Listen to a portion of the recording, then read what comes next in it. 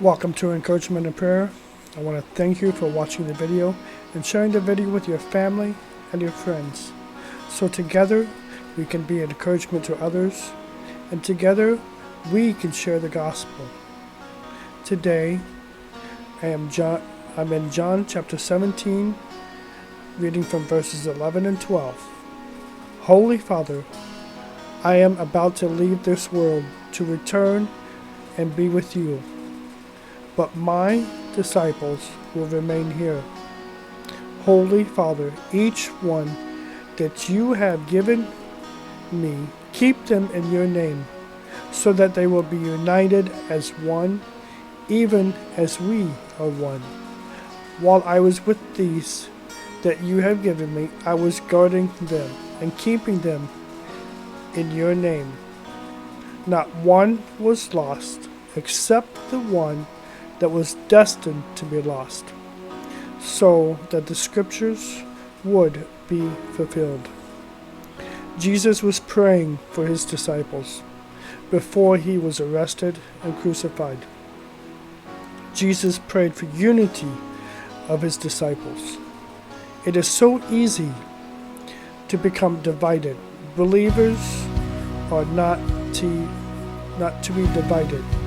We are to be one. Divided, we cannot serve our Father fully.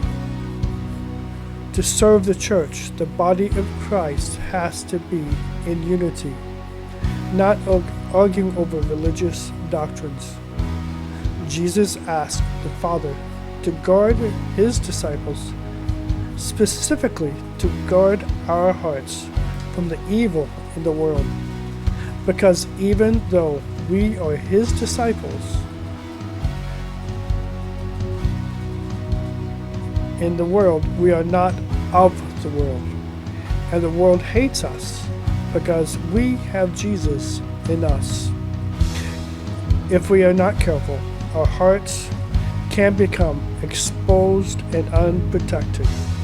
We need to stay in fellowship with the Father, in prayer and the Word, and we need to stay in unity through fellowshipping with other believers. Lord, right now I just pray for your church, for your disciples, that you, just as Jesus prayed to protect and guard our hearts, we continue to pray to guard our hearts from the evil that is in the world, that wants to attack us and to destroy us, to ruin our testimony.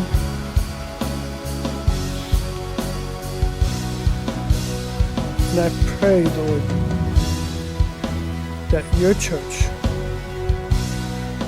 will be united.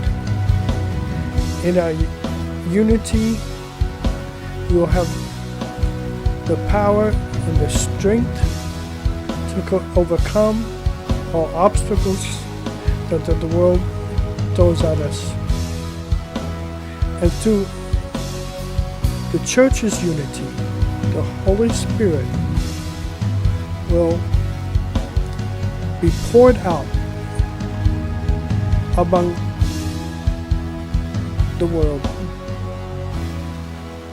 that those who will believe in Jesus will believe, accepting him as God, the Son of Man, their Savior and Lord. I pray this in Jesus' name. Amen.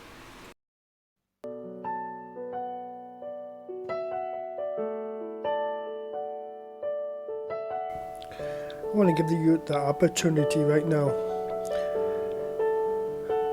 if you want to receive Jesus Christ as your Lord and Savior, to pray with me the prayer of salvation. Just repeat after me. Heavenly Father, I acknowledge that the separation between us is because of my sin. I confess that I have sinned and have fallen far short of your glory.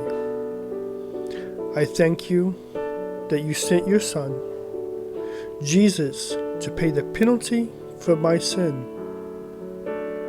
I believe that he died on the cross for me. I believe that you raised him from the dead. I am sorry for my sins, and I ask you to forgive and cleanse me. I want to turn away from everything the Bible calls sin and receive Jesus as my Lord, Master, and Savior. Help me to love, serve, and obey you for the rest of my life. In Jesus' name, amen. Now you prayed that prayer sincerely. Jesus is now part of you. He has come into you. He is now your Lord, Master, and Savior. I want to encourage you to continue to pray to him and to read his word, the Bible, to lead you in the life that he wants you to live, pure, holy, and sinless.